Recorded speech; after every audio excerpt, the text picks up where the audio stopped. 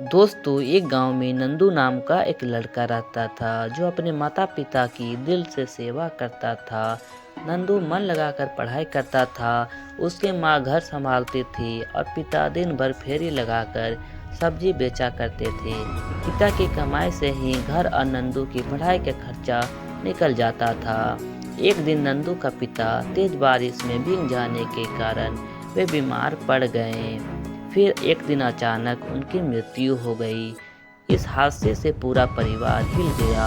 उसके बाद नंदू की माँ की तबीयत भी खराब हो गई। नंदू समझ नहीं पा रहा था कि वह परिवार की मदद कैसे करे। उसके बाद एक दिन नंदू एक नदी के किनारे चला जाता है और बैठकर रोने लगता है।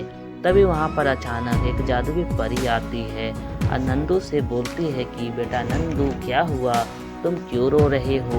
तभी नंदू उसे सब कुछ बता देता है और कहता है कि मेरी माँ को जल्दी से ठीक कर दो।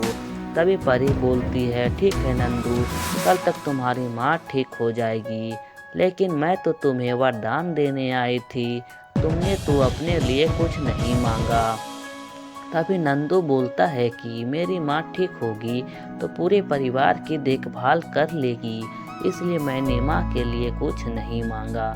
यह सुनकर परी खुश हो जाती है और बोलती है, जाओ नंदू, तेरे घर जाते ही तुम्हारी माँ ठीक हो जाएगी। उसके बाद नंदू घर जाता है और घर जाकर देखता है कि सच में उसकी माँ ठीक हो गई है। उसके बाद वे खुशी से रहने लगते हैं।